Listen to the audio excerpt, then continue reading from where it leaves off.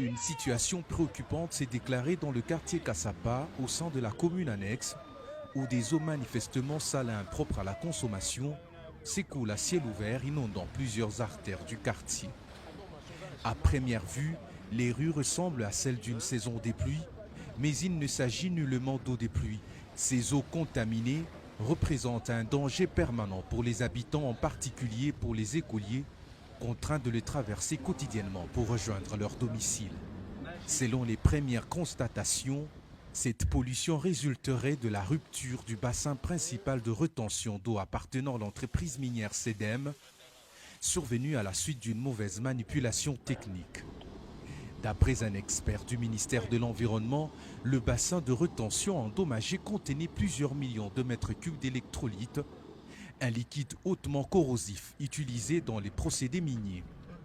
La rupture aurait provoqué un effondrement du bassin, créant un large trou par lequel le liquide s'échappe avant de se déverser dans le réseau des canalisations, atteignant ainsi les zones habitées.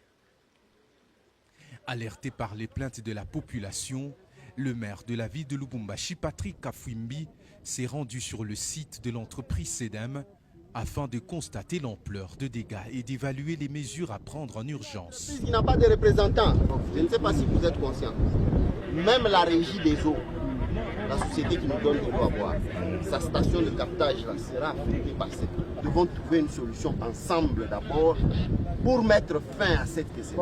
Enfin, franchement, maintenant on est en train de prendre les seaux.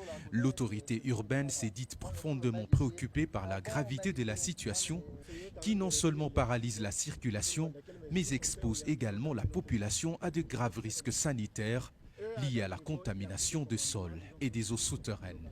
Parce que c'est un moellon qui est tombé à l'intérieur, qui a troué la membrane géomembrane. Ah non, c'est la géomembrane qui est trouée. L'eau entre dans le sol maintenant. Oui, entre dans le sol. C'est en entrant dans le sol que ça sort. Sur place, les bureaux et le portail de l'entreprise minière SEDEM étaient fermés et aucun responsable n'a souhaité répondre aux sollicitations des autorités, laissant stopper une prise de conscience du manquement environnemental. Vous arrêtez, on part avec vous. On veut constater la pollution, la population va mourir. S'il y a des milliers de gens qui meurent à cause de ça, qui sera responsable? C'est toi. Laisse-nous constater avec les services techniques qu'on trouve la solution ensemble avant que ça ne s'aggrave. Il n'y a pas de problème.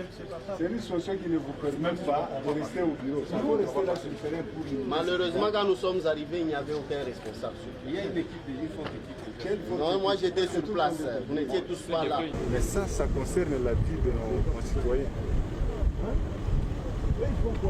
Prenez toutes les dispositions, cherchez des stratégies. Comment boucher là où il y a flux. Vous mettez de la chaux également aussi pour limiter les dégâts. Si vous continuez à travailler, nous serons toujours informés. Face à l'urgence, les mesures immédiates de neutralisation chimique ont été engagées afin de limiter la propagation de l'acide et d'empêcher son infiltration dans le sous-sol, ce qui pourra infecter durablement la nappe phréatique et compromettre la santé des populations voisines.